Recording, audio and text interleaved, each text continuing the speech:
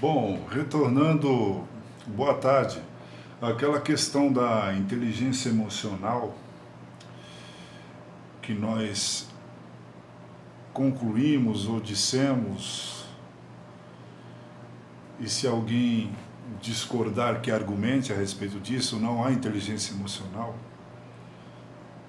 O que existe de inteligente, logicamente, é nós desenvolvermos as condições da nossa percepção ao ponto que alcancemos alguma consciência da nossa consciência e, por assim dizer, logicamente desenvolvamos a condição de pensar o nosso pensamento, de sentir o nosso sentimento e, quem sabe, de comportar comportamentos que não são nossos. Por que eu digo isso? Porque, obviamente, como Jacques Lacan disse que a linguagem que nós desenvolvemos não é nossa, porque, logicamente, antes de nós nascermos, tudo já era dito do jeito que é dito. E, logicamente, nem sempre as coisas foram ditas da mesma forma que são ditas hoje. Por isso, eu concordo com as fontes primárias, eu concordo com a metodologia genealógica de Nietzsche, não é? Que até Michel Foucault assumiu ao usar como estratégia de suas fontes de pesquisa nas origens, não é verdade? Para poder escrever, inclusive, a microfísica do poder. E aquele livro que talvez seja interessante a gente ler, Vigiar e Punir, não é?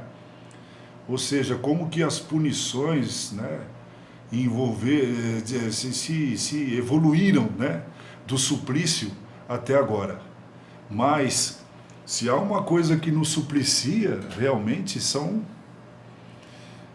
as emoções. E, particularmente, Melanie Klein nos ajudou a entender isso a partir da questão da sequência emocional. Mas eu disse da vez passada que talvez nós precisássemos pontuar, que talvez nós precisássemos dissecar essa reação em cadeia que ocorre conosco, não é, de forma menor ou maior escalonada, porque depende do desejo que nós não tivermos satisfeito, né, para realmente vamos dizer assim, percebermos o tamanho da nossa frustração. E dependendo do tamanho da nossa frustração, será o tamanho da nossa raiva, quem sabe o tamanho da nossa destruição, da nossa culpa, e das nossas tentativas de compensação inconscientes. Porque muitas vezes nós nos envolvemos em fazeres penitenciais, em fazeres desculpantes, em fazeres onde nós nos sintamos bem, e isso está relacionado com a questão da logoterapia, da realidade ocupacional, da terapia ocupacional, que hoje em dia também virou moda. Mas seria a mesma coisa que trocar penicilina por novalgina, sei lá, alguma coisa dolorida por uma realidade menos dolorida, o que poderá, de certa maneira, ter coisas ou ter situações que decorram disso, porque viveremos nisso a vida inteira e, logicamente, o que vai acontecer? Não melhoraremos, não seremos, vamos dizer assim, melhorados em relação a esse tipo de situação, porque cura mesmo não existe ninguém curado. Estaremos no processo de, vamos dizer assim, de melhorar, de transpassar, de transcender, de superar, por uma consciência dialética, essas coisas, a vida inteira. O que a psicanálise também chama de quê? De travessia. Então nós vamos precisar fazer travessia por travessia e nos acabar o quanto pudermos, porque isso é uma realidade também que se encontra na pedagogia do Paulo Freire, quando ele nos coloca a questão de sermos inconclusos e inacabados. E uma das coisas que mais me impressiona é dele nunca se definir por coisa nenhuma, porque o dia que a pessoa se definir, ela morreu. não há como se definir por coisa alguma e não há como pensar que nós nos definiremos por situação alguma. Então, se há uma realidade que principia a sequência emocional, é a nossa vontade, é o nosso desejo. Nós somos seres de desejo. Mais do que desejar alguma coisa, nós desejamos desejar. Nós desejamos o desejo, nós desejamos poder desejar. Então, o que acontece com essa situação? É a nossa, logicamente, vontade de viver. Porque essa ideia de que a vida se resumiria na vontade e na representação vem de Schopenhauer. E nós sabemos muito bem que Nietzsche, em suas ideias, evoluiu a partir de Schopenhauer, muito embora, uma certa altura do seu pensamento, ele teve que discordar do pessimismo de Schopenhauer. Assim como outros também que desenvolveram a ideia do ser humano como um ser desejante, Freud, e todos os outros, assim como citei há pouco, Foucault também se baseiam nesse tipo, ou nessas ideias preliminares de Nietzsche. E isso me causa, assim, uma certa... certo espanto, né? Eu diria assim. Porque nesse mundo nada se cria mesmo, tudo se transforma. Nós não poderíamos ter ideias originais se não partíssemos de outras ideias que se tornaram originais. Porque partiram de outras ideias, não há como partirmos simplesmente do nada. Então, se há uma realidade que é motivação cega da nossa natureza, se chama vontade, não é?